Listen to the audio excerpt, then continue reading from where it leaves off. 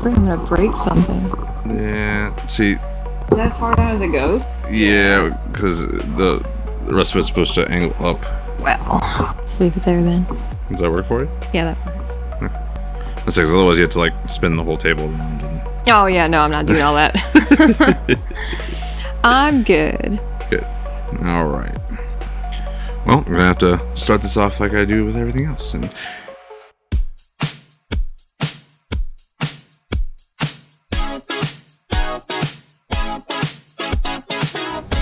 Welcome to Nightwatch.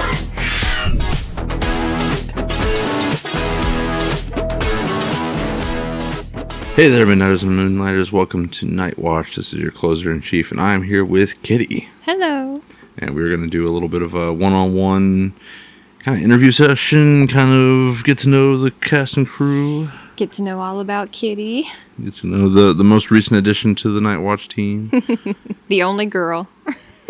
Well, I mean, there's Jolly, but you know. Oh, when he finally reaches it, which he probably never will. Considering he wouldn't even tell us what episode he's on. Yeah, he's trying. He's learning, but enough about him. All right, if you want to start the interview. Oh, jeez. All right, Go ahead so and shoot. I've never really done an interview. I mean, I've done plenty of work interviews, but all right. So, well, let's start with the big question. Who are you? What do you do? Where are you from? As vaguely as possible to remain anonymous. Okay, so... Are you secretly a time-traveling assassin from the future? Maybe. I can't tell you that. It's classified. But obviously, I'm not going to give my real name, but they have given me the name Kitty. We were workshopping it for a while, but ended up on Kitty. And so far, that's one that's stuck. Yes. So I'm originally from Florida, Kissimmee, Florida, which if anyone knows Florida now knows that Kissimmee is a garbage dump of a town. Not gonna say why. Invaded by the goddamn... No. No, the Mexicans aren't the problem. It's Puerto Ricans. I don't care. I don't care if they hear that. There you go. You didn't say it in Spanish, so I don't care. No, see, the thing is, they know English. It's just they won't speak it around you, and but then they want to talk behind your back in Spanish and blah blah blah blah blah. So yes, originally born and raised in Kissimmee, Florida, all the way up until I was 20, and then moved to Tennessee for about 7 years. Lived with my Meemaw originally, and then moved into my Aunt Jen's place. Got a job at Cracker Barrel. My very first job, though, was Kmart. If anyone remembers when they were still around. The younger generation, they probably don't know anything about a Kmart. What's a Kmart? Yeah, right. I think there's still one or two left. I just don't know where they are. They may all be gone now, but my mom worked there for like almost 30 years. But yeah, that was my first job when I turned 16. I worked there for 3 years. But then when I turned 20, I went to Tennessee. I stayed out there for about 7 years, and then moved back to Florida for a year, and then moved back to Tennessee for about 2 years. I moved around a lot between Florida and Tennessee. There's just something about Florida that, as all Floridians know, it just keeps pulling you back in. Oh, wow. So... to cut in about the Kmart thing, the company closed its last full-sized big box store in the mainland United States in 2024. As of 2026, there are 3 remaining Kmart locations: a big box department store in the U.S. Virgin Islands, a big box store in Tamuning, Guam, and a smaller location in Kendall Lakes, Florida. Oh, there's still one in Florida. Oh, okay. Well... there you go. If anyone wants to go visit a Kmart for some reason, just like the final Blockbuster that's around, go to Florida.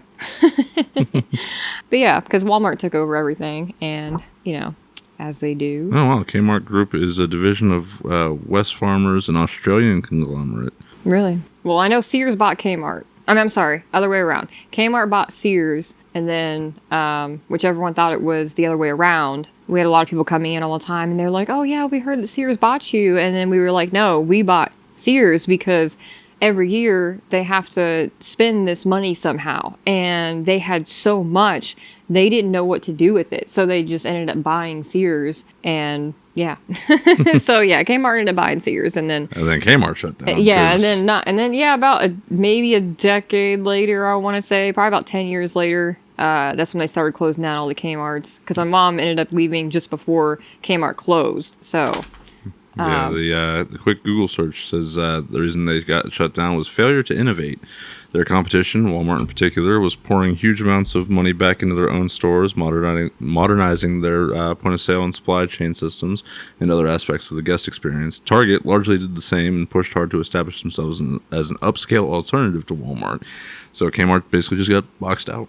Yeah, I told you, Walmart. Yeah. But they shut down a lot of places. Yeah, I was gonna say they shut down a lot of places. So anyway, R.I.P. the mom and pop and convenience stores. Right. But yeah, moved back and forth a lot. Couldn't really find out where I wanted to like stick my roots. I went through a lot of things in my life. My dad always tells me that I could write a book with all the things that I've seen and what I've been through, and relationships wise, and just life in general, throwing the curveballs, you know, starting from scratch over and over again. I've been homeless. I've had everything and I've had nothing many times. So I'm not materialistic. I don't hold on to like value of anything, because you know, you could lose it any time. So I try to stay detached from things a lot. So eventually I ended up here, and would you call yourself more of a free spirit type or just unattached? I would say free spirit as well. If I could live in the woods tomorrow, I would do it in a freaking heartbeat. I love the outdoors. I love fishing. I love hunting. I love four-wheeling. I love camping. I legit think that I could survive outdoors. 100%. Don't know if that's actually true. Never tried it. But I feel like I could. I feel like I have enough knowledge to do what I need to do and build my own shelter. And I'll you know, if I could, I would go on Naked and Afraid so freaking fast, just for the experience alone. But no, absolutely, I would say I'm a free spirit as well. Just because, like, I mean, yeah, the unattached thing is mostly because I just kept losing everything over and over again, and at first, yeah, it sucks. So like, you're like, oh my god, I built this up, you know, to what I wanted it to be, and I put so much time and money into this, and then you just lose everything, whether it be someone, you know, kicking you out of their house, or, you know, it could be anything. You know, you lose your house in a fire, a tornado, you know, and you just lose everything. So it's like devastating at first, and you're like, or you had to leave all your stuff behind for some reason.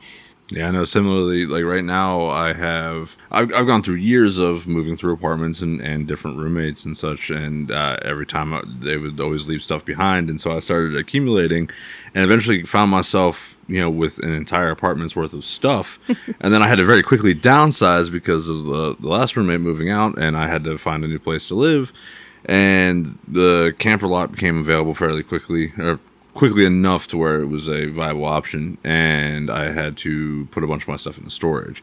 And so while I didn't necessarily lose much stuff, although I did, out of convenience, throw out a bunch of stuff and downsize properly, most of my well, not even necessary furniture, I would say, but some of the bigger stuff that I wanted to keep, right, that I chose to keep, ended up in storage, and the actual necessities, simple bare necessities, ended up in the camper with me, the ones that could fit anyways. So right, you know, but so the downsizing thing, the losing stuff thing, I mean, because we used to do, when I was younger, we would basically go through periods of, whenever we moved apartments, you know, because my parents had us moving around a decent bit too, because of various circumstances, you know, too many kids for the apartment all of a sudden, you know, right, you know, apartment that's you know, barely allowing one kid, and suddenly my brother comes along, and then now we got to find a new place, or that my parents had to find a new place that allowed two kids, and then my sister comes along a couple years after that, and we had to find another one. So but so one of the things I remember us having to do was whenever we had to get rid of toys. I mean, you know, kids outgrow toys and everything. So, right. And what my parents had us do was basically they would get us a tote, and whatever we could fit in the tote, that was the toys we kept, and all the rest got tossed. Right. And that way, one, it kept us, you know, less materialistic and attached to the toys that were for younger kids. You know, we were outgrowing those toys. Yeah, you know, like toddler toys. Now you're, you know, preschooler type deal. Now you're, you know, you get in the first, second, third grade. You know, you like different things, and Yeah, donate it or trash it, whatever. Or there's a little bit of hand-me-downs between me and my brother, but most of the time, whenever toys came into the house, we shared them anyways. Because me and my brother used to share a room a lot for years, and then whenever we moved, even whenever we moved in the house, we had to share a room until I eventually got my own space in the basement. But yeah, just having to share alike. So hand-me-downs were not necessarily a thing because we were already sharing them to begin with. And the nice thing about being only a year and a half apart was that we were relatively close in size as far as clothing and stuff like that went. So right.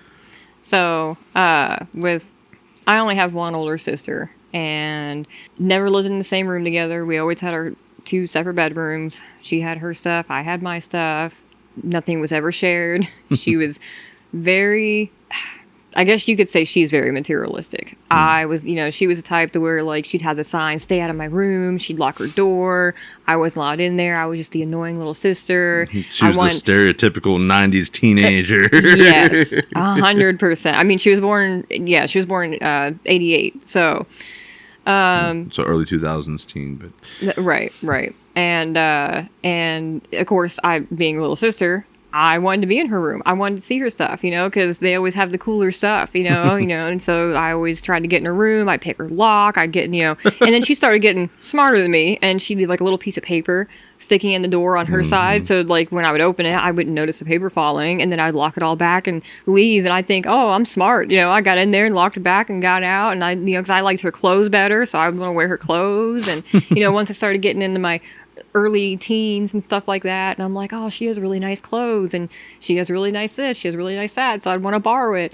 And because she would not let me borrow it. She was not the type that's like, oh yeah, you can borrow this. We were never close our whole lives. Never ever close. She's the smart one. She got all the good genes. She straight A student, never missed a day of school. And I mean literally from preschool all the way until her senior year, she never missed one day of school. She got a medal for that and everything. She got like a certificate, she got gift cards, she got a medal, because not many people can do that. So she loved school, stuff like that. And I was just the black sheep of the family. And, I was a tomboy. She was the pretty in pink, girly, dressing up, everything was always had to be perfectly in its place. She had really, really, really bad OCD. So if I moved anything, even like a quarter of an inch, she would know I was in there. So I am 100% a tomboy. I am a daddy's girl. That's why I like fishing so much and hunting and working on cars. I don't know everything about cars, but I can change my own tire. I can change, a starter. I can, change the bulbs. I can, do the small necessary stuff that you can do an oil change, whatever. I like to build stuff. I think the very first thing I ever built with my dad fully was a rabbit cage when we got our rabbits. So we built our own rabbit cages. I love to be outdoors. I love the sun. I like, long walks on the beach. Yeah, seriously. Living in Florida, the beach is literally my absolute favorite place to be. Like, if I could live right off the beach, I would. I don't care about tsunamis. I don't care about hurricanes. They don't scare me. I would just, obviously, they give you a heads up way ahead of time. You just get the fuck out of there before it comes. But just rebuild when you come back. Yeah, right. I mean, that's why they have the insurance for it. If you live on the beach, you got to have that insurance. It might be a little expensive, but, to me, it'd be worth it. Or at least be close enough to the beach where I can go down there as often as possible, because I think the beach is amazing. I love the ocean.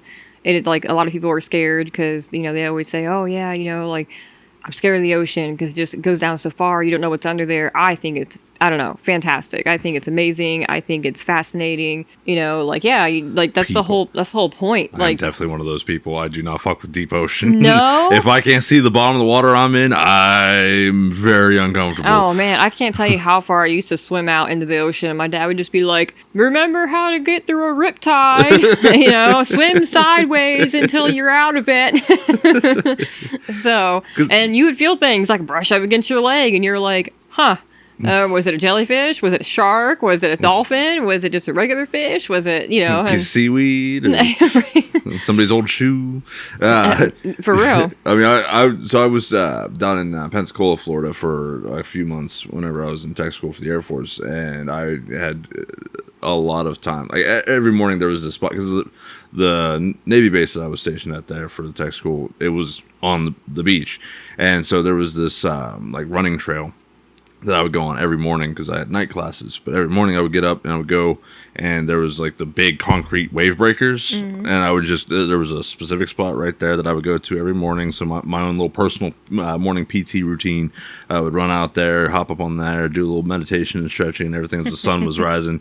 And there's this cool little spot where it's like the bridge connecting two of the little islands coming off the Gulf and everything, and the sun would be coming up like between the islands, like across, like right behind the bridge there and stuff. And so there's this awesome, like, computer screen wallpaper-esque, picturesque scenery of me being able to do this morning meditation, and it was absolutely beautiful. I do love a good warm white sandy beach. Yes. By comparison, though, I also do love a good mountain scenery. And out in Glacier National Park, they have Lake McDonald and Flathead Lake, both absolutely massive lakes. Nothing compared to the Gulf or the ocean, of course, but but very deep, dark waters. And so even just in a lake where I know there isn't any like big sea creatures, and logically speaking, I'm 99% sure that there isn't anything weird in there. But whenever you're out on that water in like a little kayak and you're looking down and you're floating above like over 400 foot deep water that's so clear you can see the bottom, and everything on the bottom is magnified because you're looking through water, and you see trees, whole trees, big ass trees, but they look tiny but also zoomed in at the same time. It's that weird almost surreal perspective looking through the water like that, because it's magnified but so far away, but it looks so close and so big and so small. It's all simultaneously. Right. It's like looking through a dream. It's weird, but very unsettling at the same time, because it's like one of those things where my imagination just fills in like, oh yeah, there could be some kind of prehistoric fucking megalodon or some shit. Not a megalodon, but like Leopleurodon. Some kind of Loch Ness monster looking thing, just with something with tentacles or fins and You never teeth. know. There could be.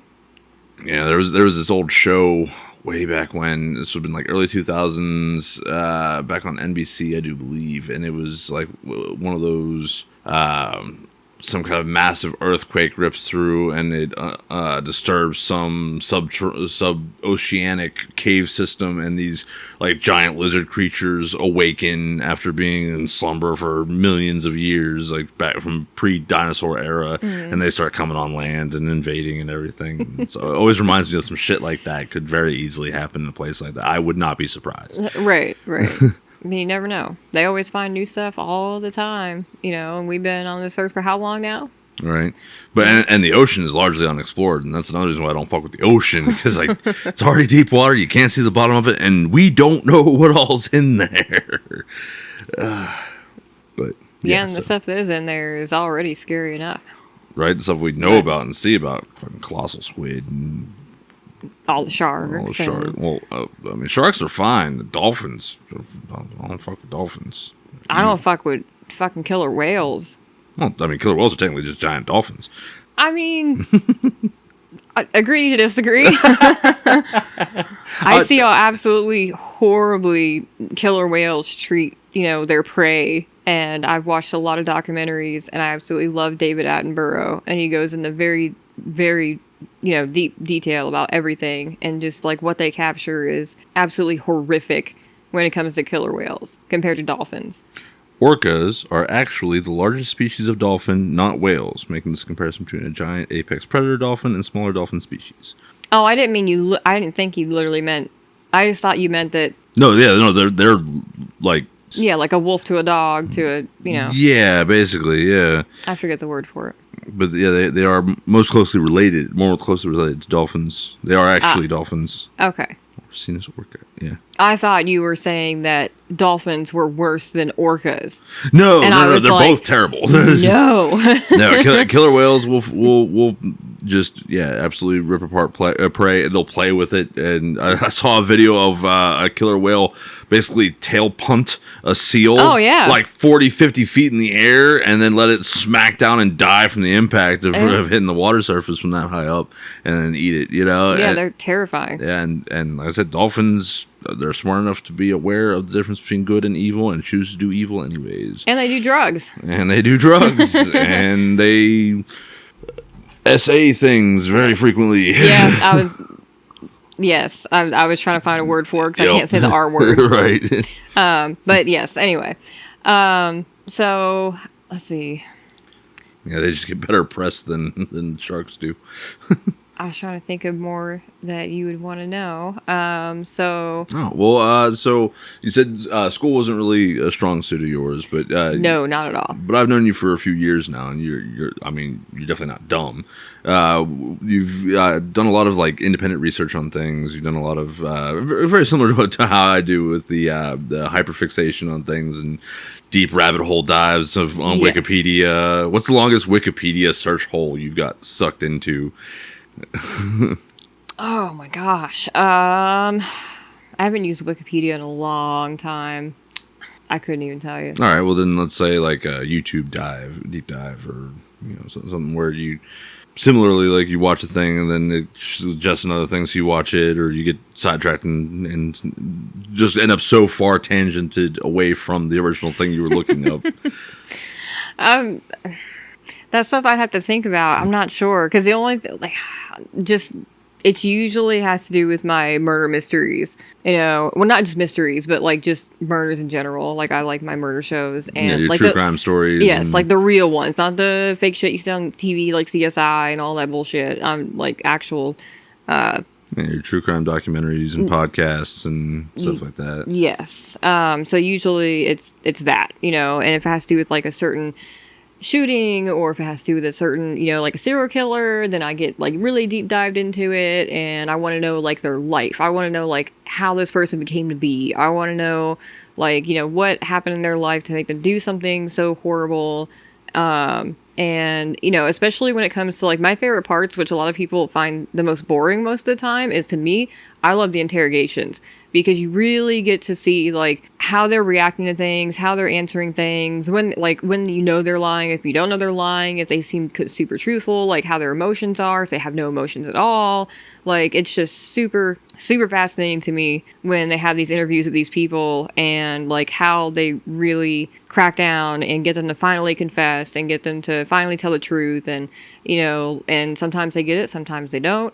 But I'd say my biggest deep dives always has to do with my true crime type of things. What do you think sparked your initial interest in stuff like that? That's a good question. I don't know. Oh my goodness, I have no idea. I've been watching it for so long. I mean, I was like into really weird stuff even as a kid, like watching Salad Fingers, and I was on E-Bomb's World looking at like the craziest stuff. What is that one? Happy Tree Friends, like, like really like stuff I shouldn't be watching at 10, 11 years old, because I was still in middle school, and I even found that fascinating, and then like I was getting into horror movies, and then from horror movies and like, stuff that is technically, just all made up, but stuff that could actually happen in the real world, like when it comes to serial killer movies and stuff like that. And then I started just once internet became a lot bigger and then YouTube came out, I just started seeing more and more and more, and I just got more and more interested in it. And because originally I was watching like the First 48 on TV, and I would watch like all those different types of crime shows. And then I got into YouTube, and now there's just so much all the time because everything is recorded and everything is, they just put everything out there and it's like in detail now. Like they don't skip over anything. Like they'll still blur out certain things. Don't get me wrong. Still some censorship. Right. But I don't know. It's just, like I said, it's fascinated me for so long. I don't know what sparked it. I can't think of anything in particular that sparked anything. Like I said, it was just, I've always been into that kind of stuff. It was just the macabre and the bizarre. And... Right. Right. Exactly. On a lighter note, my favorite color is aquamarine. If you want to know little details, I love piercings. I love tattoos. Do you think aliens exist? I think something exists out there. Absolutely. There's no way we're the only ones. There's no way. I mean, it's a vast, endless fucking literally infinite space, and there's no way we are the only ones to exist. And that's the case, that this is all a simulation and none of us really exists, and the program can be shut down anytime. So we're not having fun anymore. Right. Go back to previous save. We could all just be test subjects. There could be something out there. Like, I used to make a joke that like every time there was a full moon, it always just looked like it was before I got my glasses. Like, I couldn't see all like the different things in the moon, so it just looked like a hole. And I'm like, what if we're in just this huge snow globe of a thing, and someone's just like watching us through that hole, and we're just all little test subjects, and we're all, they're just like jotting down everything every day, and they're looking through this big old hole, like, oh, okay, so and so did this today, and oh, this town over here did this, and this state did this, and this country did this, and and they're just messing with us. We're just all little test subjects running around. So I love the old post that I saw. I was talking about how the movie The Matrix came out back in the 1999, and was talking about how, of course, machines would, or how bizarre we all thought back then that the machines thought that the 90s was like the ideal, perfect human utopia as far as our realistic history. And then nowadays, in the late 2020s, and the 90s were probably the best we've had in a long time. I agree with that. I miss the 90s a lot. A lot of stuff came out really fast, so you really had to figure things out very quickly. Oh, yeah. It was just, especially when it came to electronics, it was just boom, one thing after another, and you had to catch on so quickly, and we learned so much so fast, and just had to soak up all this information just for all of it to not even exist now. It reminds me of that scene from the first Harry Potter movie when he's in Ollivander's, the wand shop, and he gets handed a wand and he tries to use it and it doesn't do anything, and he's just immediately like, nope, and snatches it out of his hands and gives him a different one, and just that process keeps repeating. And that's what it felt like with technology for us. It's like, oh, I just got used to this iPod Nano, and then now, nope, touchscreens and on everything, and then you went from floppy disk to then you could burn CDs, and then you tell someone now, like, oh yeah, I used to burn CDs, and they're like, what? What's a CD? What do you mean burn them? I used to burn the music onto, I used to put a video on it, and and I used to love doing that kind of stuff. Like, you asked me to do that right now, and you put an old computer in front of me, I guarantee you I wouldn't be able to do it. I wouldn't remember how to rip one, because I used to have a bunch of box sets. I really like anime, and at the time I had every box set of Naruto, and I would rip export. I think it's called ripping it.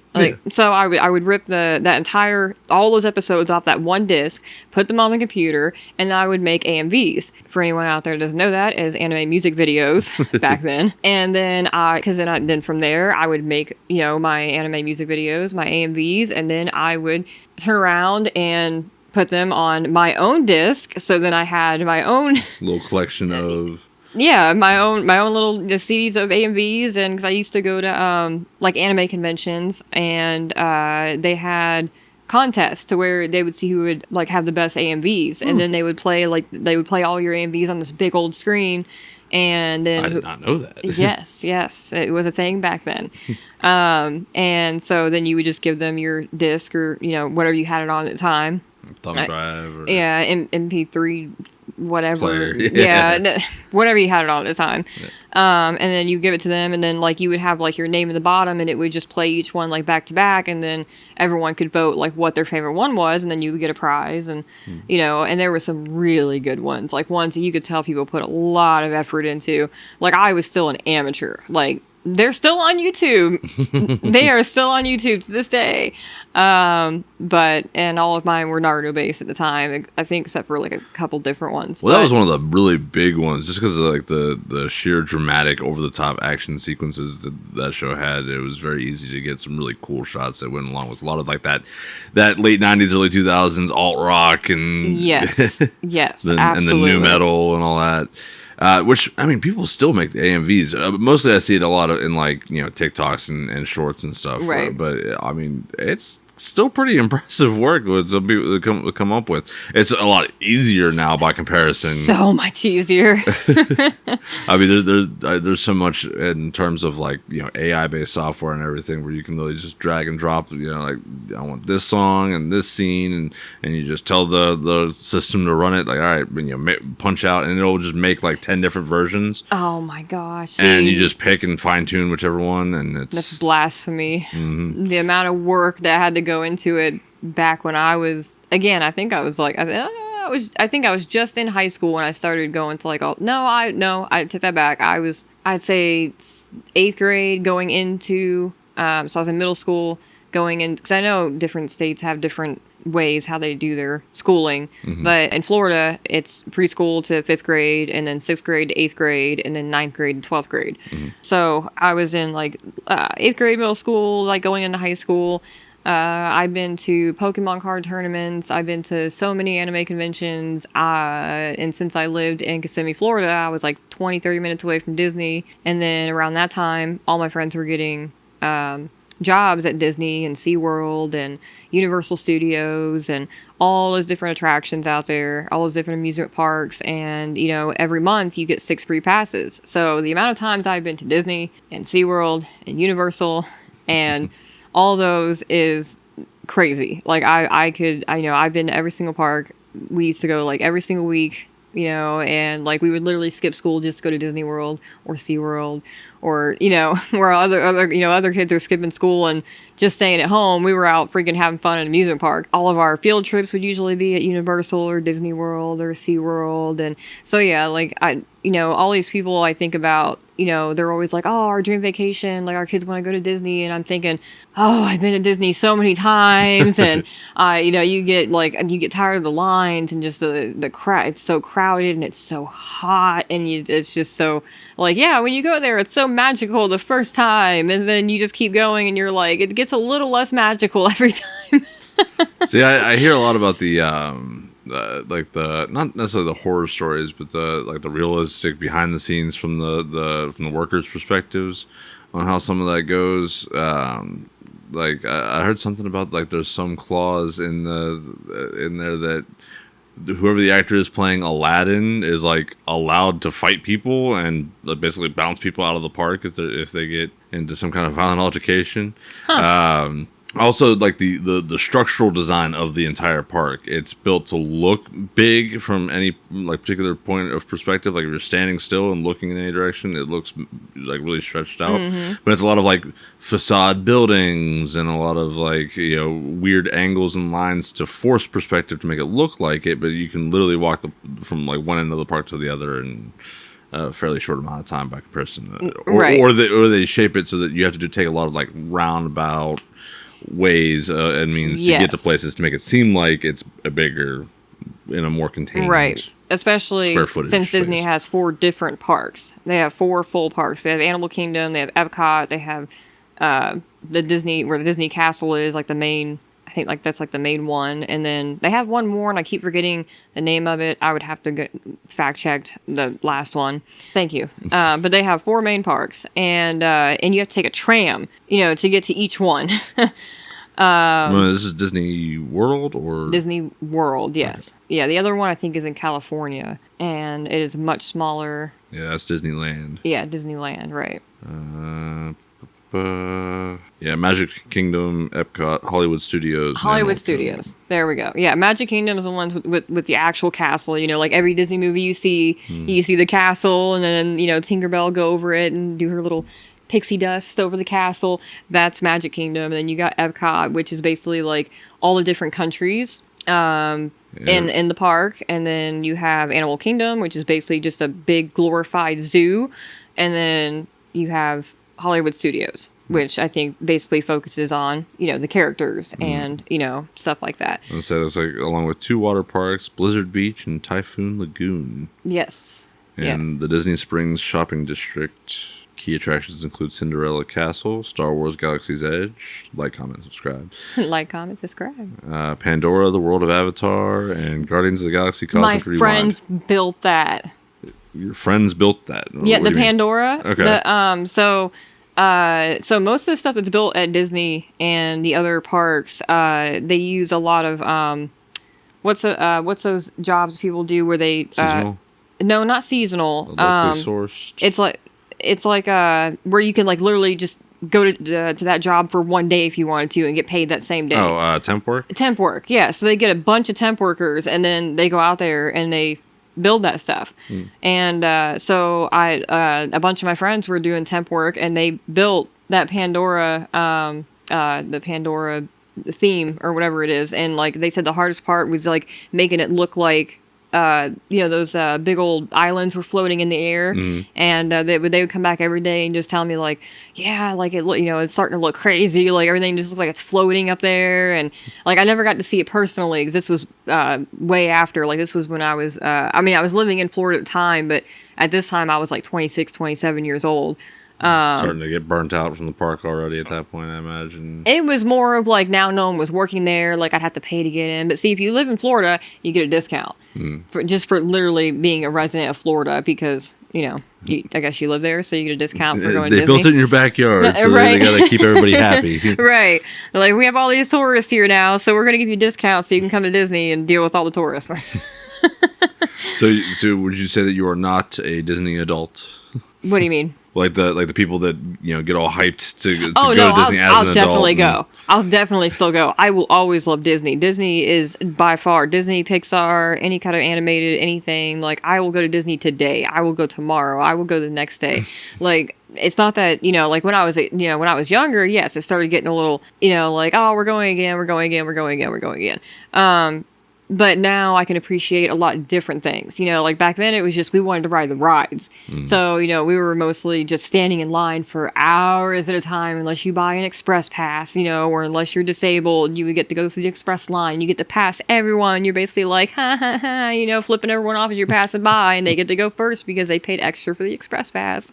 But sometimes you'd be in line for 2 hours to ride a ride. Jeez. And they'd have like just these fans blowing on you and it's just hot as hell. How much is an express pass? Now I have no idea. I couldn't even tell you how much they are now.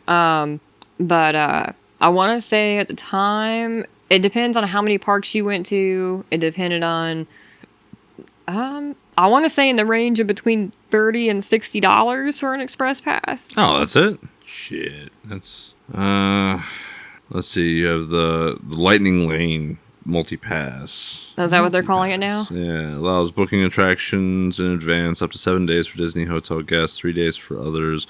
Prices range from $15 to $45 per day, depending on the park. Single pass used for the most popular rides. Lightning Lane Premier Pass, the closest equivalent to Universal's Express Pass. It offers one-time entry to every available Lightning Lane with no scheduling needed. Prices range from $129 to $449 plus per day. But it sounds like it's like day of purchase. Not, right, but if you right. book it ahead of time, then Universal Orlando Express Pass, for contrast, provides unlimited or one-time skip-the-line access at Universal parks. Yeah, that's what I was talking about. Well, that's at Universal Orlando, but not Disney. That one costs $79 to $349 plus per day, depending on demand. Whew. Yeah, it's definitely gone up. It seems like the best option is to plan ahead and schedule and book out. always. Absolutely. And then booking with the hotel, you probably get some discounted rates, but the hotel booking is probably ridiculously expensive. Yes. But circling back around to so one of the things I always ask, as far as someone who may or may not consider themselves a Disney adult or not, would you ever push a small child out of the way in order to get an autograph with, or see some kind of site or get in line at a ride for anything going on at Disney? It depends. If I know, I know it sounds really bad. If I knew that, like say my favorite character comes out, literally any of them. But say a character comes out and I want to get a picture with them. I don't care how old I am. If I know that, because they only have a certain amount of time they come out. Yeah. You know, and usually I tell you the times, like when this character's going to be in this spot and how long they're going to be there for, blah, blah, blah. And I can, you know, I'm looking at my watch now, or my phone at this point. I don't know why I said watch. But I'm looking at my phone and I'm seeing what time it is. And there's like, you know, 3 more people in front of me and they're going to leave in about 30 seconds. I am pushing that kid out of the way. I'm going to be like, move out of my way. I'm getting my picture. I've been standing here longer than you. Oof. It's terrifying. I'm just kidding. I would never push a child. And when I push an adult, absolutely. I would definitely be like, get the fuck out of my way. I want a picture. Here, come. You can get in the picture with me. We'll do it at the same time. You know. No, I would never push a child. I just love the hesitation that, well, it depends. No, I would never push a child, but, you know, I am a big Disney fan, Pixar fan. I always have been. My favorite movie to this day will always be Treasure Planet. It's a very interesting pick. Why that one? Why that one? Yeah. One, it's not a love story. It, like the main character, it's not your typical princess, you know, gets saved by a man and they live happily ever after. It's a struggling teenage boy who is making the wrong decision, just trying to have fun, but he doesn't really have any structure in his life. You know, he doesn't have a job. He kind of helps his mom out at the bungalow. He's always getting in trouble. He's always getting picked up by the cops for being in places he's not supposed to be in. A lot of fatherless behavior. And yeah, he's fatherless. Yeah, he doesn't have a dad in his life. And his mom's doing everything she can, working her butt off at this place and trying to make ends meet to give him everything that he needs and what they need.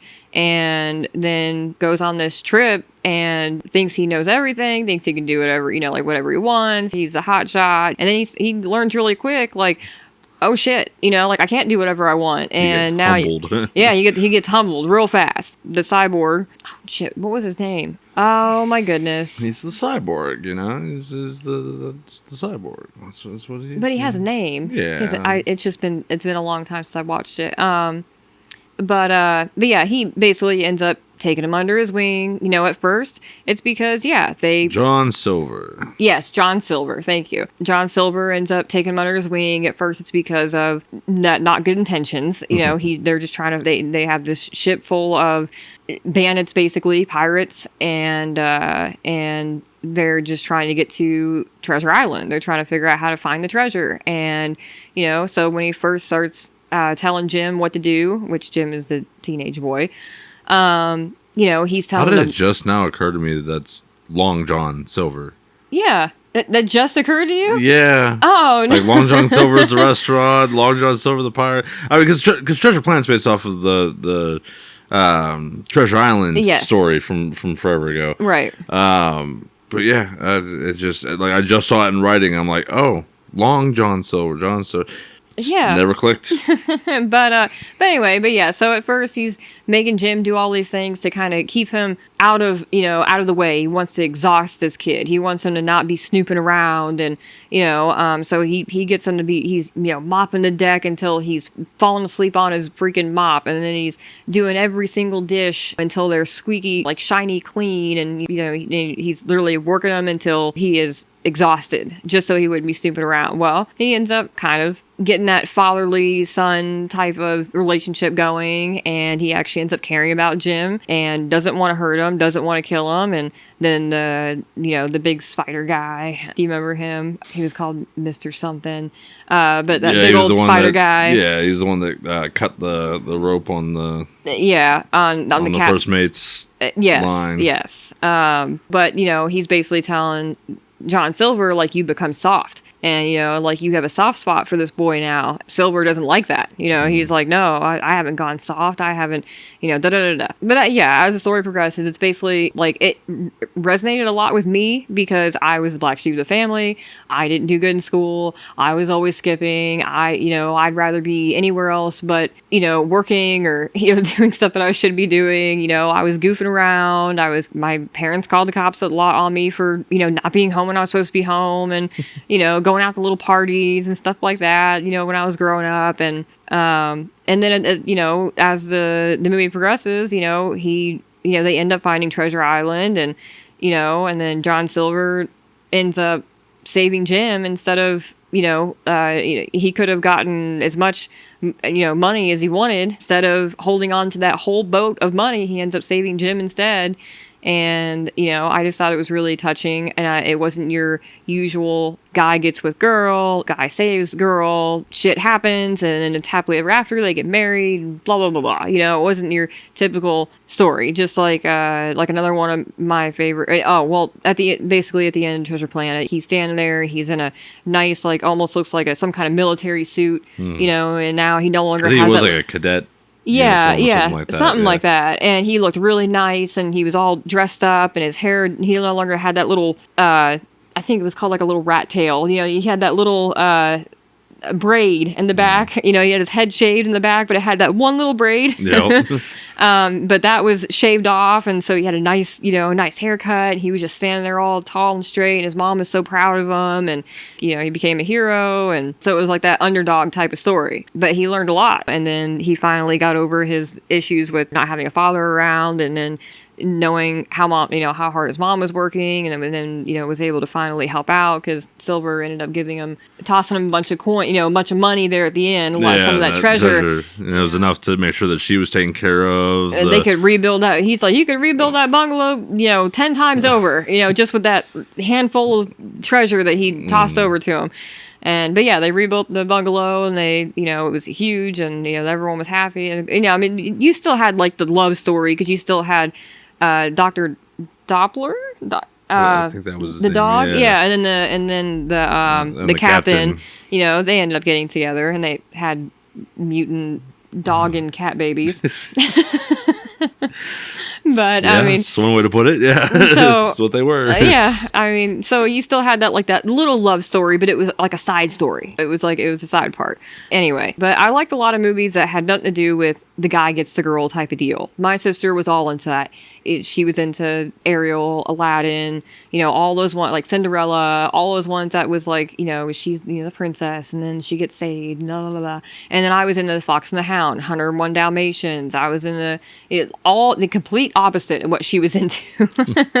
So it was all the ones that had nothing to do with a girl getting saved or a princess getting saved or anything like that. Even to this day, even Frozen, it had nothing to do with a guy saving a girl. It was her saving her sister, and that's what broke the spell. Was love didn't have to be between a man and a woman. It was the love for her sister that broke the curse or whatever. So yeah, those are the type of ones that I like. I don't like your typical. See, I grew up in that same era of Disney as you did. Right. And I got a lot of the same Disney movies. Hercules, Tarzan. Yes, Tarzan's another one. Atlantis: The Lost Empire. All three main male protagonists, right? But also with that romance subplot that was front and center with the main character, and so it's like you did kind of have that.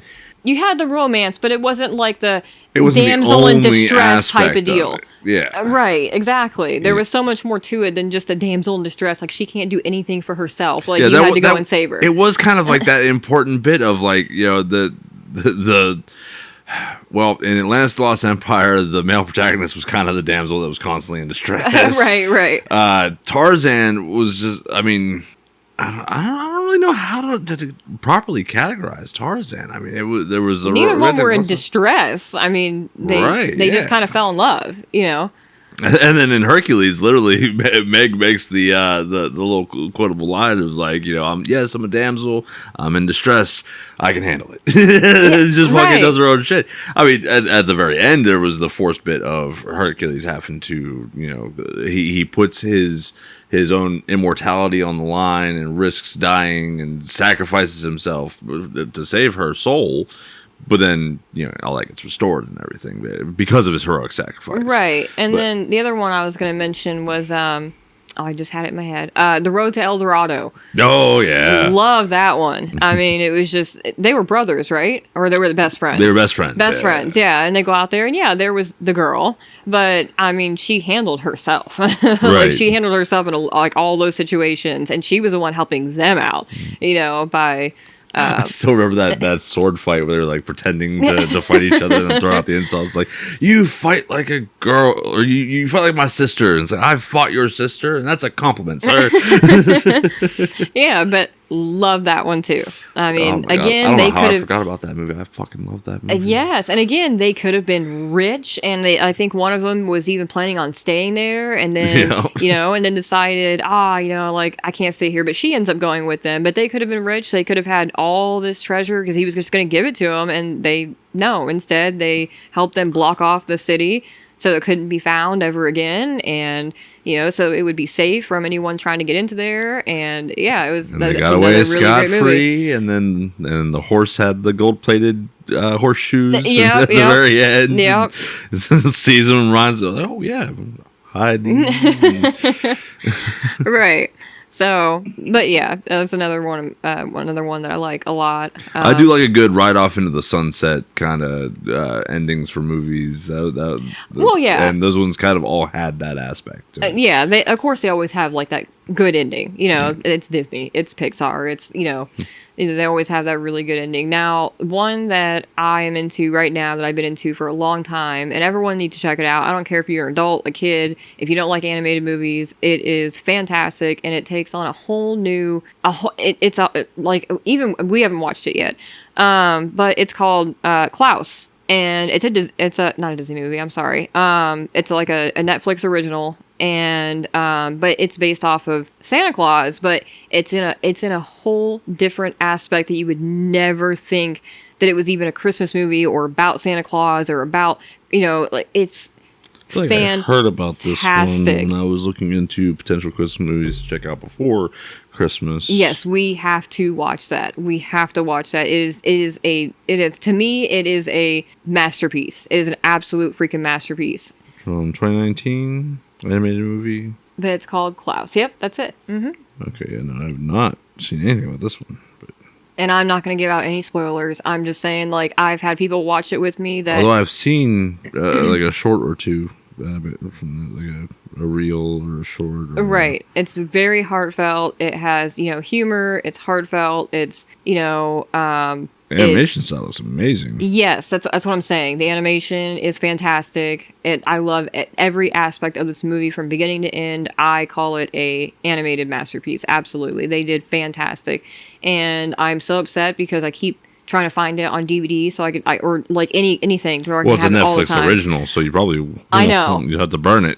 Exactly. So I need to find a way so that way if that movie ever goes away, I can still have it, because like it's one of those movies I put on that if I'm feeling down or depressed or anything else, like I put that movie on because it really it humbles you so quick. The main character gets humbled big time. But I'm not going to give out any spoilers. I'm just saying that I've had a lot of people watch it with me that, even people that say, oh, I can't stand animated movies at all. Like, I don't like Disney. I don't like this. And I'll just be watching it and they'll get sucked into it and they'll literally say, that was a really good movie. Like a really, really good movie. And I'm like, I told you. And then like they'll catch like halfway through and they'll literally tell me to go back and start from the beginning just so they can watch the whole thing. Yeah. And so, yeah, definitely you have to check that out. I think everyone should check that movie out. But it's called Klaus. So it's spelled Klaus. Yep. So is there anything else you would like to ask Kitty? Well, why'd you join the podcast? Because of you. Well, surely you had your own reasons to want to do it. It's. I don't know. I found it very interesting. I mean, I've listened to a lot of podcasts. One of my favorites right now is the You Should Know podcast. Definitely go check them out as well. I'm going to give them some kudos here. I love them. So shout out. Yes, I'm gonna give them a shout out. So the You Should Know podcast, but because I said I listened to a lot of podcasts. That's not true. That immediately wasn't true. I don't know why I said that. I think the only one I listen to is the You Should Know podcast. You listen a lot to a couple of podcasts. Yeah, there we go. Yeah, I got it mixed up. Yeah, exactly. So there is like a few that I watch, but the only one I can even tell you the name of is the You Should Know podcast. So originally, when I was hanging out with, you over at, what was it, Outpost 1 or is that Outpost 2? That was Outpost 2. Outpost 2. Yeah, Okay. Outpost 1 was the old apartment, and then Forward Operating Base 1 was Big Smoke's place. And Outpost 2 was the camper, and then now this would be Outpost 3. Okay. So Outpost 2, when I was over there with you and Big Smoke, I listened in and, you know, I happened to be over there hanging out with you, and you guys were going to be doing a podcast that night.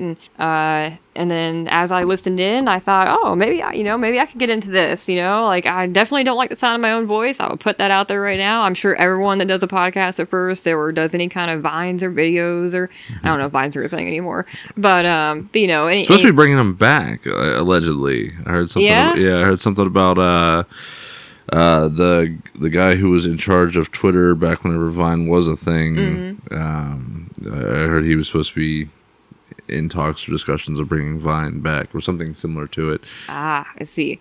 So yeah, anyone who's heard a recording of their own voice at some point has probably thought, like, that's what I sound like, and how many times did I say and how many times do I smack my lips or freaking lick my lips? Like, you can hear every little thing. And like, my whole life though, I've never liked, you know, people taking pictures of me. I didn't like people, like I didn't like hearing my voice. I don't have like that sexy girly voice, you know, like I just have a very plain type of voice. I don't know. That's just me. That's how I feel. But it's definitely not your typical high-pitched girly voice.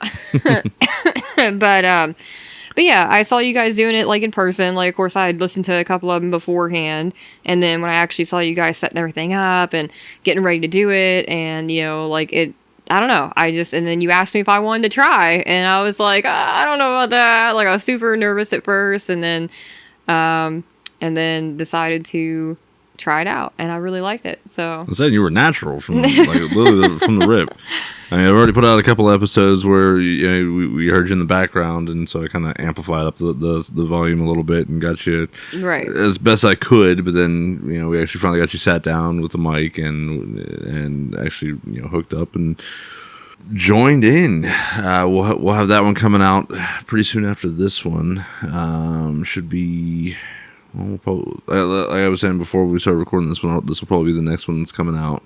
So this will be episode 62, and then episode 63 should be your debut with me and Big Smoke. And yes, so we wanted to put this out just so you can get an idea of who I am, and that way we didn't just add another person randomly out of nowhere, and you're just like, no background information. Yeah. And like, where'd she come in at? So basically, we have what's that word?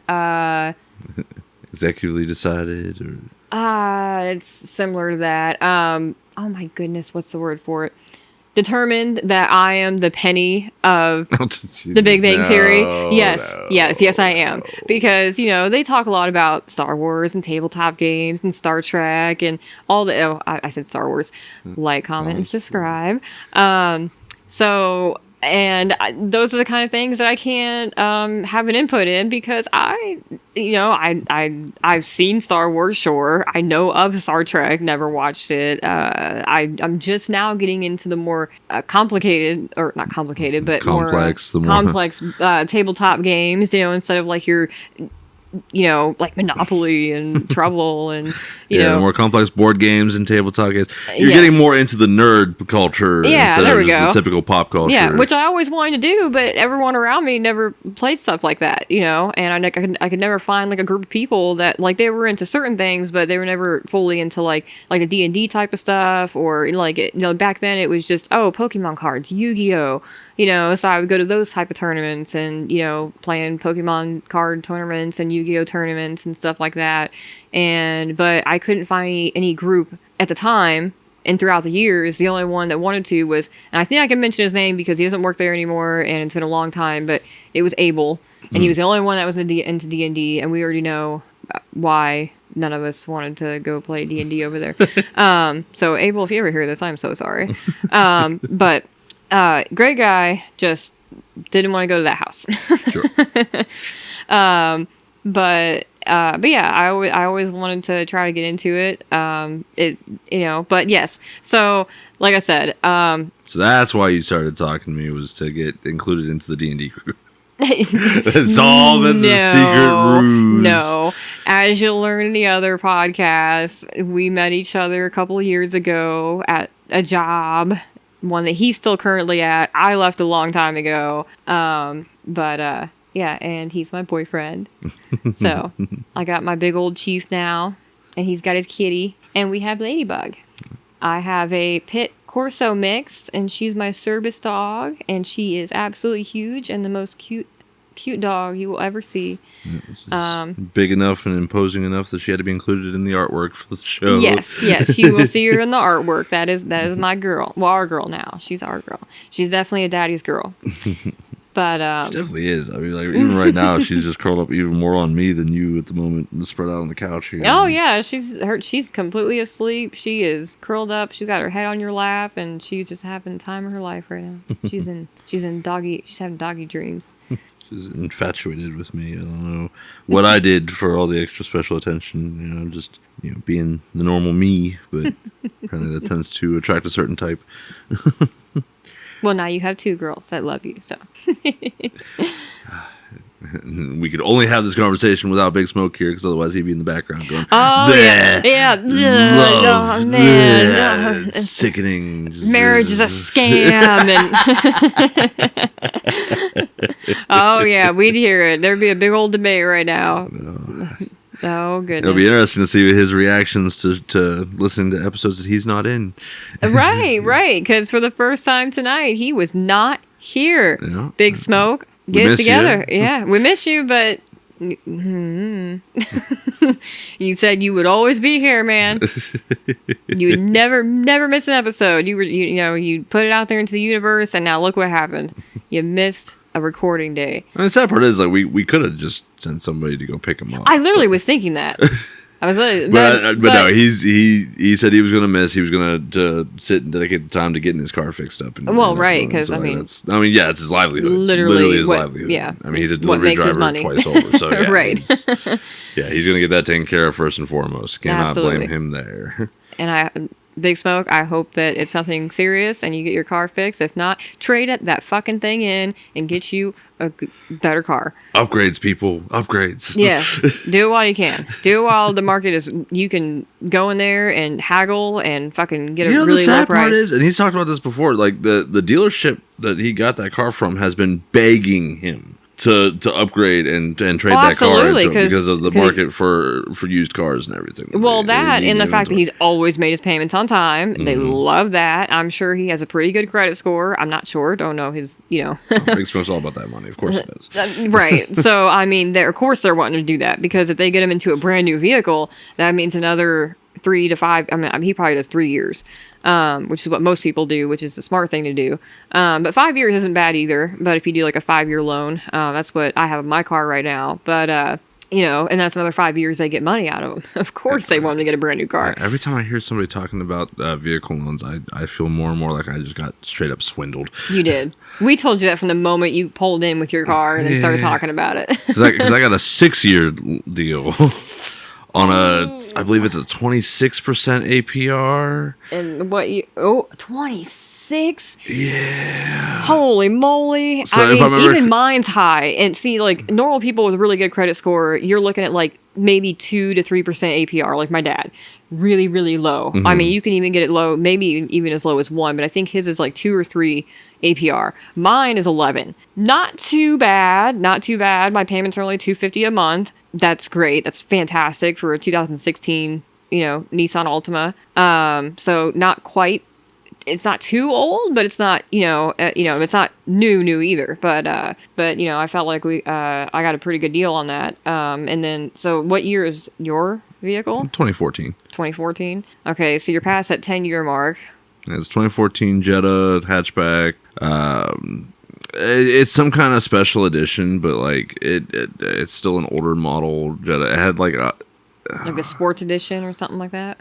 It's like it's one of the ones where it's not like the big engine that model that they have, like the turbo diesel one that they have or whatever the fuck it's called. But it is like some kind of, according to my brother, they only made like, a couple thousand of this model of. So it is like, kind of unique car. But the dealership was selling it to me it was like an $8,000 ticket price. And with that 26% APR, if I go through with a full 6-year term loan, it's like $22,000 that I'm paying on an $8,000 car. Oh my goodness. See, mine went from, this was a $10,000 car, and with the APR it went up to $13,000. But then you also have to add on tax, title, tags, all that stuff, and then it ended up being like 16, I think. I want to say. Right. I think mine was like it went from 8,000 to 13,000 or something like that, or right, somewhere in that 11 to 13,000, somewhere in that ballpark. I got it. Christ, almost 3 years ago now. Mm-hmm. Next month it'll be 3 years I've had this car, which is the longest I've ever had a car. Yeah, knock on wood. But yeah, so the 3 years I've had this car, and I think I've paid almost $8,000 into it, and I still have a long ways to go. Oh yeah, I do too. Since my payments are so low, I only pay $250 a month, so I think I had the 5-year. I got the 5-year plan because I told him I was not about to do no 6 or 7 year. But typically it's either a 3, a 5, or a 7. So it's kind of odd that you got a 6-year. I guess it's a thing. I don't know if you can. You can always pay it off earlier. You could always pay more money into it, but yeah, sure. Let me get right on that. Pull that right on my ass. I don't mean you in general, but people out there. But I'm not gonna say you. I'm not gonna throw that out into the universe. But like if you start paying more money into it, and then suddenly your car is totaled, then you just threw all that money into it for no reason. So that's why a lot of them tell you that you shouldn't even put a down payment on a car. And then when I got my brand new truck, which you'll hear about in an episode, soon to be upcoming episode. Yeah, soon to be upcoming episode. I put $6,000 down. I put $6,000 down on my truck, and 6 months later, some woman hit me from behind and totaled my truck completely. So, don't put $6,000 down on a truck. Because you don't get that $6,000 back, you don't get that money back, right? Which sucks, and you gotta hope, you gotta hope that. When it comes to financing anything, the intention is that you're putting that money down on something that you plan on eventually paying off, and nothing happens to it in the long term. Well, sure, but I was in Florida, so that's why I had the gap coverage, and I had the bumper to bumper warranty. I had the whole 9 yards. I knew, because in Florida, if you don't see a wreck at least once a day, you didn't go outside. You weren't outside that day. I saw multiple wrecks a day, and ones that were fatal. Yeah. Not just your little fender benders like you see around here. It was every single day you would see a horrific crash. I don't again, that's not all of Florida. I'm talking about Central Florida. And if you live in Florida, you know what I'm talking about. It's just too crowded. There's too many people. There's it's just the statistics alone of how many people that you run into is very likely high of getting into an accident because of how many people on the road. Like I said, I had three car accidents in the span of a year. 3, all in Florida, all within around the same area. All 3 of them totaled my fucking car. None of them my fault. All of them were completely at fault on paper by the police. And, it's you can't even get out of it. It happens out of nowhere. The first one, I was taking a left-hand turn. I had the green arrow, and a dude just ran the red light, bam, hit me. Second one, I was broke down on the side of the road, and I had my flashers on. It was broad daylight. Truck just ran right into the back of it. I was standing on the sidewalk calling my dad, and I just turned around to face away from the car. My dad got on the phone, and I was just about to say, "Hey, Dad, my car broke down on the side of the road." And as I was about to say that, all I hear is, I got hit again. And I turned around, and my car was complete. It was like an accordion. This truck they had a chrome bumper. It hit it so hard, it basically just, it hit it so hard, the radio flew out from the front, where it was attached out of the deck, out of its freaking holster, and hit the back window and broke the back window. That is how hard they hit it. And they had this little dent in their chrome fucking bumper. And yes, they were Puerto Rican. They didn't speak a lick of fucking English. They thought I was in the car. And they were like an older couple, and they thought I was in the car. So when their daughter came out, she was like, "Oh my God, are you okay?" And I'm like, "Yeah, it's a damn good thing I wasn't sitting in the car or trying to push my car out, because I would have been dead." Right. And she was like, "Oh, you weren't in the car?" And I'm like, "No." I'm like, if I was in the car, I would be here? right. And the thing was, one of the dudes that passed, a car had passed, and the red light was maybe 100 feet in front of me. And so in my car at the time was just sitting on the side. I was in the very far right, and I had my flashers on. And at first there was like a ton of cars behind me, and I just kept telling them, go around. My car's broke down. Go around. Well, eventually, all that got cleared up. It got cleared up. There was no one coming, and then this one car passes. He was in like this little blue sedan, and he gets to the light, makes a U-turn to come back to help me push my car out of the road. In that amount of time, this person is the one who hit, like, the truck hit me. And he said, I literally just saw you on the side of the road and made a U-turn, came back, and they just smashed right into your fucking car. He was like, I was going to help you push your car. Could you imagine if he had done that just a little bit earlier, and me and him are both like, I'm in the driver's seat, steering, and he's pushing that car.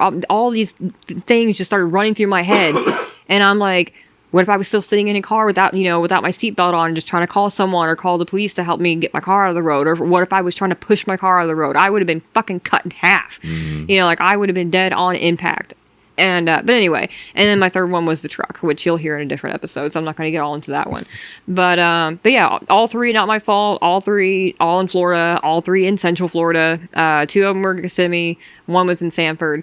So yeah, be careful out there. All my friends that are still in Florida have been in at least 3 or more wrecks, all not being their fault. It's, yeah, I will never go back to Central Florida. You cannot pay me to go back to Central Florida. Period. There's no way. There's no way. But anyway. So now you're here.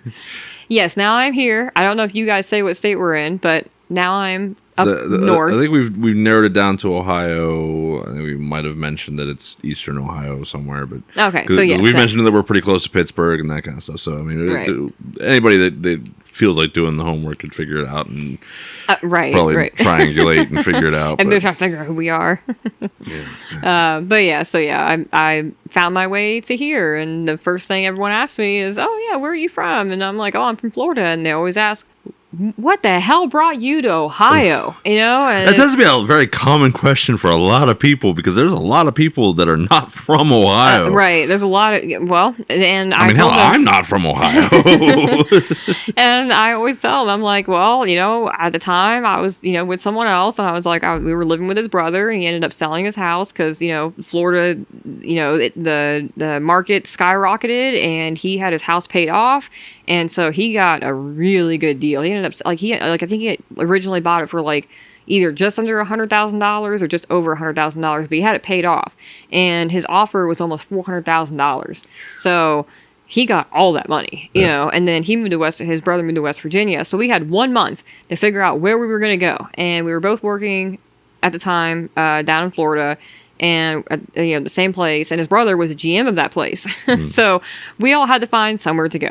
And so I started just doing deep diving searches of, okay, so I'm absolutely, my biggest fear is tornadoes. So I already knew what states to cut out completely. So Tornado Alley, nope, not going anywhere in that. And then so the second thing I started to look up is the place that we were working at, where all different areas that we could be. We didn't have a vehicle, so I had to make sure that the apartment or house or whatever we were going to rent was within walking distance of the place we were going to be transferring to. And then, so if anyone needs help with this, come DM me. I'm very good at it. So I had $4,000 to my name, and I had to find somewhere that I could rent an apartment, be within walking distance of where we were transferring to for our job, and be able to afford all the necessities without a car. And it had to have a bus system so we could actually get to the places, but when we needed to get food and whatnot. And it be really cheap, because again, only had $4,000. We had to rent a car as well to get all the way up here. So that was also cutting into the $4,000. And I was able to find a place that had a bus stop right out the front door that was 6 minutes walking distance to where I needed, where I needed to work, and was able to put the down payment and security deposit down on an apartment, and get it pretty much furnished. Cheapest cost living areas, and it's lowest natural disaster regions, because there's no flooding, there's no hurricanes, there's no tornadoes, no earthquakes. Yep, exactly. Snow's not even that bad. Yeah, I mean this year was it's kind of bad. No, even still, we only got what 6 inches. I think was like the most we got compiled. I mean, I don't know what it totaled up to. Well, some places got close to a foot. Right. They were originally they were saying we were going to get like up to 10 inches, and then I think it ended up being like 6 or 7, something like that. 6, 7. Oh yeah, 6, 7. But even then, it's still. I mean, I've definitely lived in places. Well, I mean, I lived in Alaska for a little while. I lived in Colorado and Montana a little while. So all those places get way worse snow. So I've seen. Oh, absolutely. Plenty worse. But those places are also better equipped to handle the snow when it hits. Yes, because they're used to that. You know. So. Here, it was like they panicked or just shut down for a bit. They let the snow blow, which, I mean, to their credit, like that's probably the best and most cost-effective measure.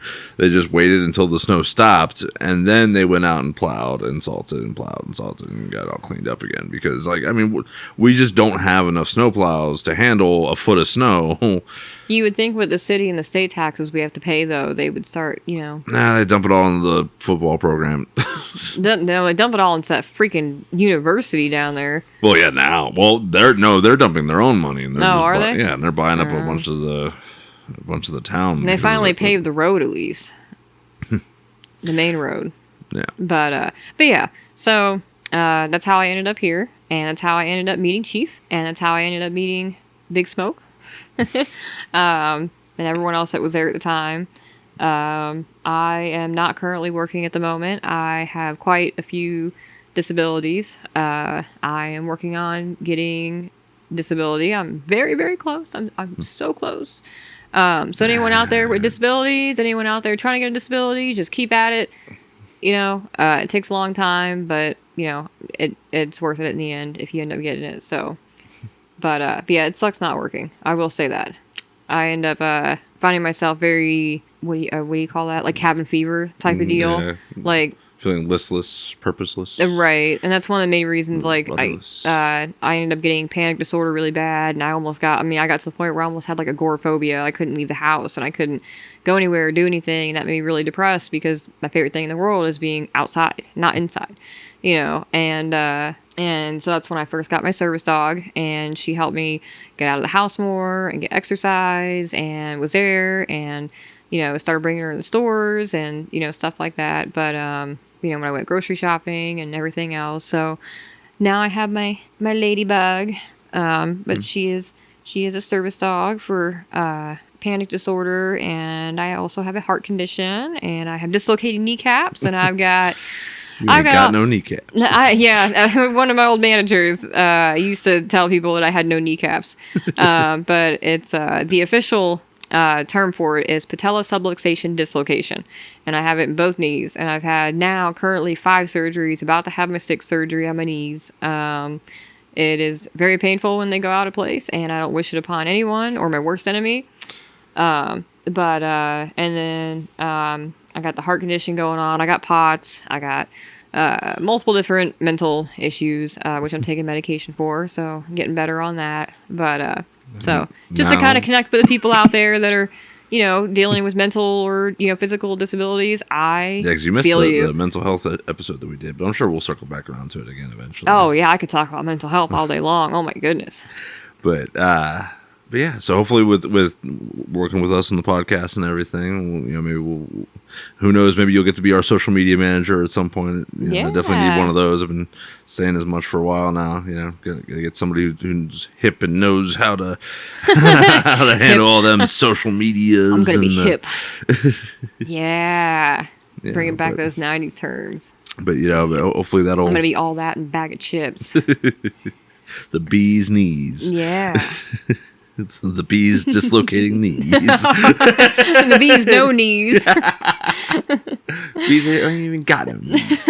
But yeah, so hopefully though that working with us with this will help you, much like it has done for us, give you something that you can claim as your own and feel a part of, and help us build it from the ground up. And absolutely, it feels like it gives me a little bit more of a purpose, just like she did when I first started having some of my issues, and it gets me socializing. Definitely, everyone coming over here on Mondays, and they love the hospitality. Yes, and then we always have food for them, and How do you say that word? You said it earlier.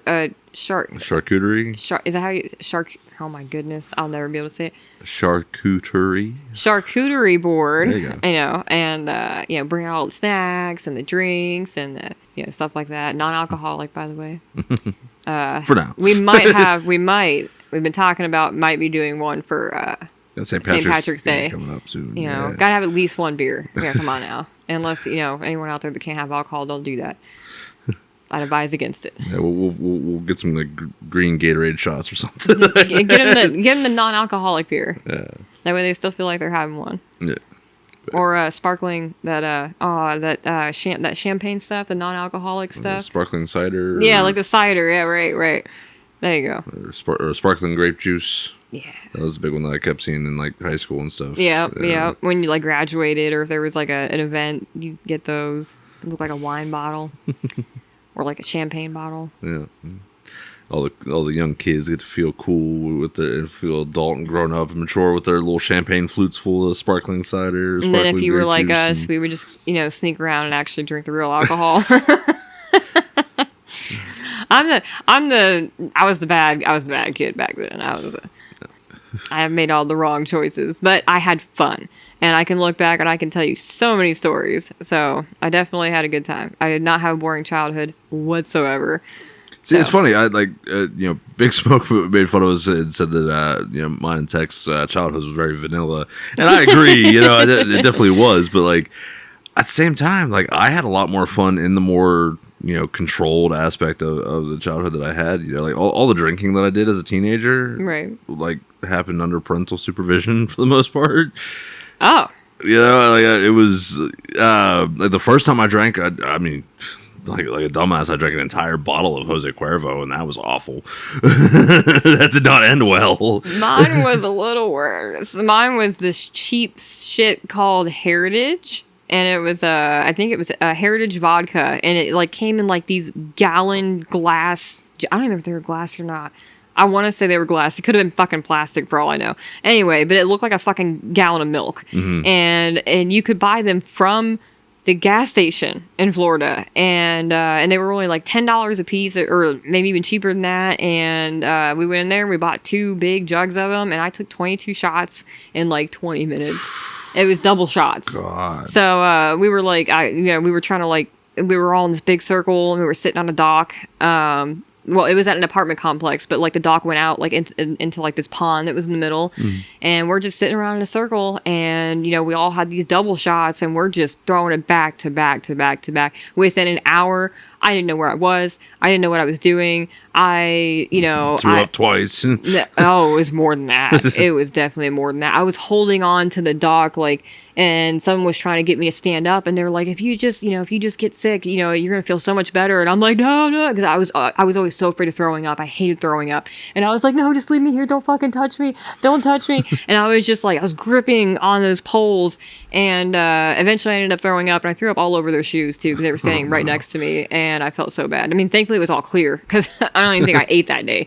And still don't know if I even got alcohol poisoning, but my dad ended up finding out where I was somehow, and he like came to get me and brought me home, and then he fed me like just like a whole loaf of bread. He was like, here, just eat this, and I'm like, I'm not hungry. Yep. And then he told me to go to bed, and I woke up and I still felt drunk. And yeah, it was an awful time. It was an awful time, and I will never ever. I don't even think that shit exists anymore. Hopefully it doesn't. But yeah, it was Heritage vodka, and I was just trying to keep up with everyone else, and that was a really dumb idea. But yeah, I have quite a few stories that we'll get into, I'm sure, at other times. Yeah, we'll have to the highlight reel of drinking nights episode at some point. Yeah, it's like, what was your worst drinking night? What was your best drinking night? What was the like craziest drinking night? Yes, that should definitely be an episode, 100%. Probably